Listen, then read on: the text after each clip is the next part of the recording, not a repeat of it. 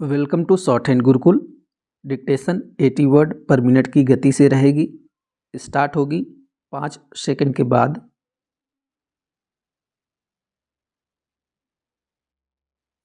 Start.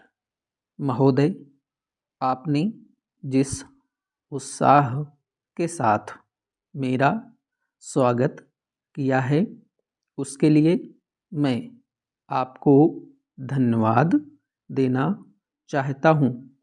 आपने ठीक ही कहा है कि मेरा यहाँ आना पहली बार नहीं है।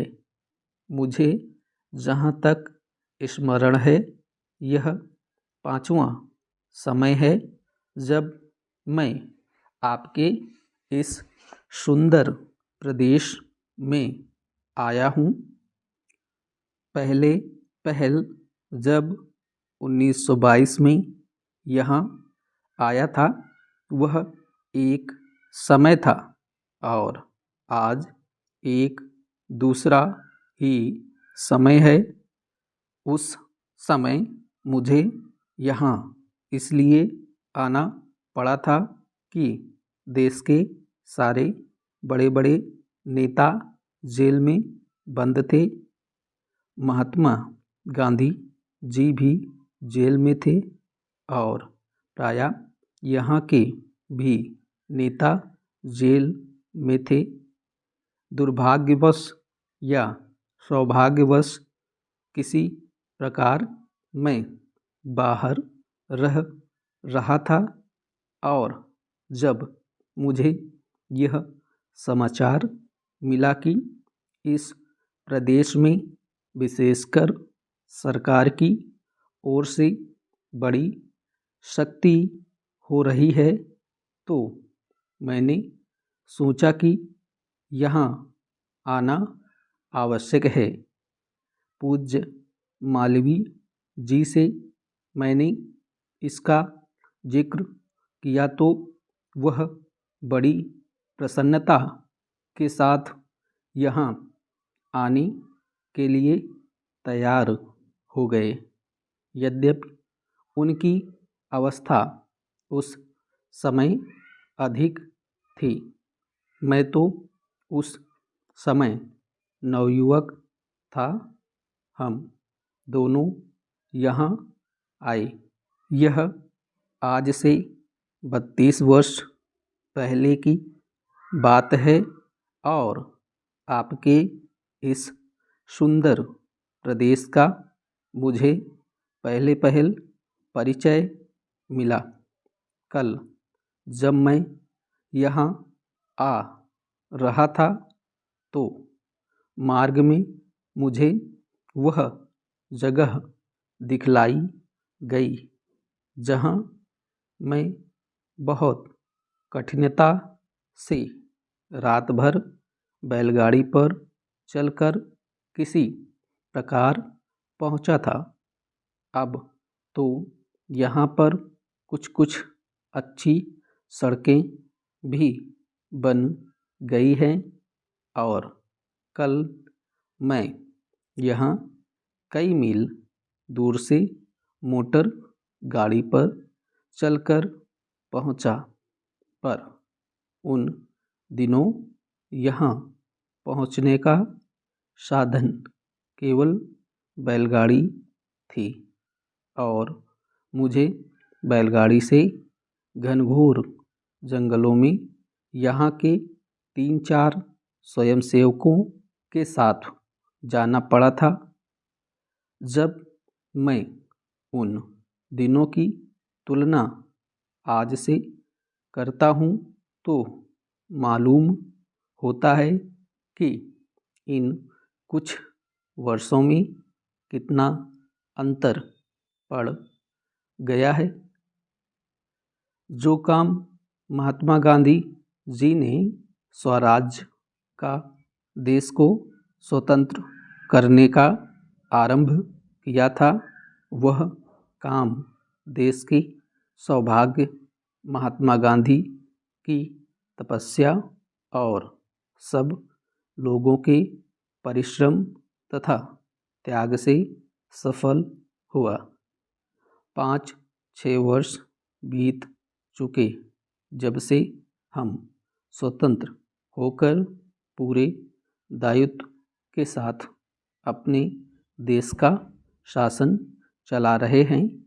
आज भारतवर्ष में ऐसा कोई स्थान नहीं है जहाँ के लोग अपना शासन स्वयं न चला रहे हों। महोदय, हमारा जो संविधान तैयार हुआ है उसमें भी इस बात का प्रयास किया गया है कि देश में लोकतंत्र पूरी तरह से लागू किया जाए और जनता को लोकतंत्र की सारी सुख सुविधा मिल सके। सबसे पहले मैं आपको इस बात के लिए धन्यवाद देना चाहता हूँ कि आपने मुझे इस सम्मेलन में कुछ कहने का अवसर दिया है। आपके सामने जो विषय आएंगे वे इतने महत्व के हैं कि प्रत्येक हिंदुस्तानी, चाहे वह किसी भी काम में लगा हो, उन पर कुछ न कुछ ध्यान अवश्य देता होगा। यह एक मानी हुई बात है कि बच्चा जैसा तैयार किया जाता है वह बड़ा होने पर वैसा ही निकलता है। शिक्षा का काम यही है कि उसको अच्छी तरह से सुलझे तरीके पर तैयार करें और उसको इस योग्य बनाएं कि उसे जिस किसी भी काम में लगाया जाए वह उस काम को कुशलता और सफलता के साथ पूरा कर सके। हमारे देश में जो शिक्षा पद्धति अभी तक जारी है वह नई नहीं है, बल्कि यदि मैं यह कहूँ कि वह 125 वर्ष पुरानी है तो गलत नहीं होगा। 125 वर्ष पहले जिस उद्देश्य को सामने रखकर यह शिक्षा पद्धति जारी की गई थी वह उद्देश्य अब नहीं रहा, पर शिक्षा पद्धति अब तक लगभग वही है। मैं मानता हूँ कि इस बात का प्रयत्न किया जा रहा है कि उसमें परिवर्तन किया जाए, जिससे हमें अपनी आवश्यकताओं की पूर्ति में सहायता मिल सके। जहाँ तक मुझे मालूम है इस काम में अभी तक हम सफल नहीं हुए हैं। मैं तो शायद यह भी कह सकता हूँ कि उस शिक्षा पद्धति को बदलने में जो प्रयास किया जाना चाहिए था वह अभी तक नहीं किया गया है। इस देश में या सभी देशों में शिक्षा के 3 भाग होते हैं। एक तो वह जिसमें छोटे छोटे बच्चों को शिक्षा दी जाती है, दूसरा वह जिसमें युवावस्था के पहले बड़े होने तक, और तीसरा वह जिसमें युवावस्था के विद्यार्थियों को शिक्षा दी जाती है।